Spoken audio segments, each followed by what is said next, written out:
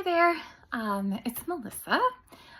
If you are returning, thank you for bumbling with me through that first video. If you are just checking this video out, then thank you for being here. I appreciate your time more than you can know. So in my last video, I said that I was going to tell you a little bit about my story to see if it resonates with you, to see if we connect. Just by talking to people, we can help ourselves feel better. We can help ourselves know who we are. And I think that was a really large part of my studying to kind of understand who this girl is and what can I do? What does the world need from me? What can I offer? Because just sitting around and doing the daily, wake up, go to work, come home, go to sleep at some point. I know I have more in me. And so, I guess I'll just get into it. I don't really know how else to do this. I'm just trying. Okay. So, a lot of people who are as empathetic as I am, I think, come from situations that I did. I was born into a very painful experience at first. For the first 5 years, or well, a little less than 5 years of my life, I was in chaos. The standard, well, not standard,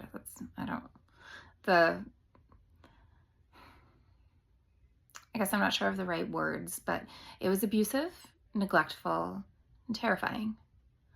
And I survived. I was fortunate enough to have my sister, who is, my soulmate, my angel. Our souls are contracted throughout life, sorry.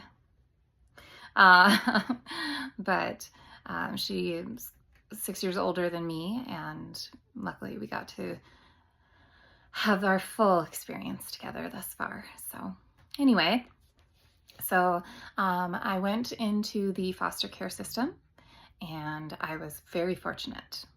And I know that I had a very caring and loving foster home that helped nurture and kind of soothe the pain that only children can feel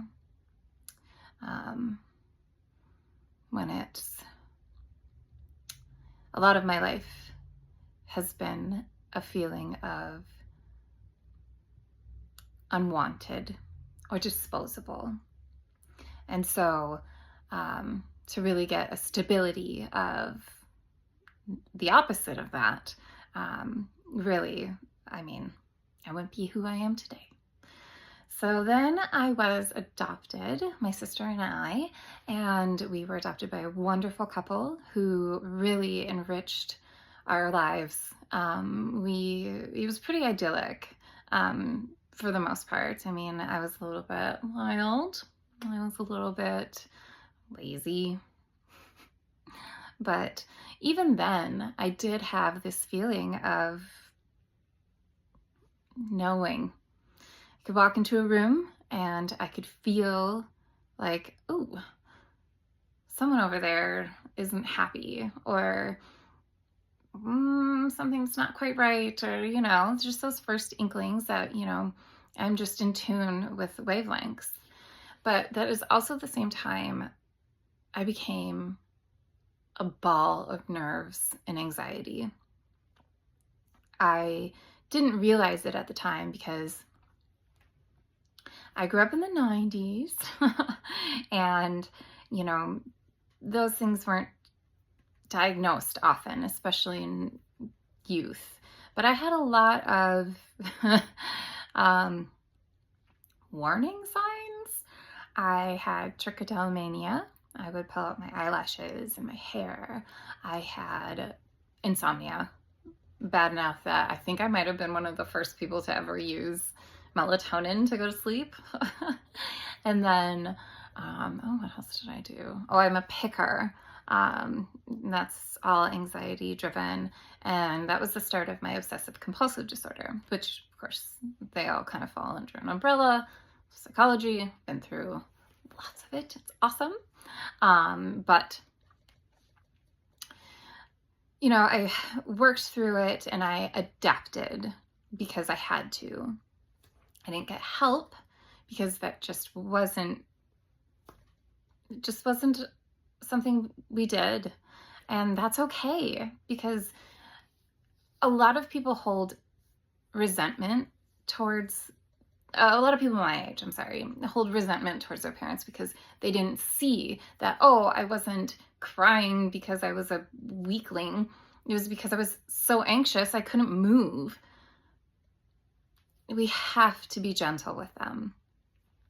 So that's my first coaching thing, because we're all babies once, and we're someone's baby, and we need to be gentler with each other. Sometimes people just don't know better. Okay, back to teenage years. Good. I did all the normal things. I graduated high school, went to college. I got really drunk a lot. But that turned also into a problem. And so then I made sure that that didn't become a problem, because I had met someone I fell in love with and I had a baby, and I had to make sure that I didn't become my greatest fear, which was to be a bad mom. And in that relationship that I thought was love, of course, came the shadow. More abuse, but also another baby.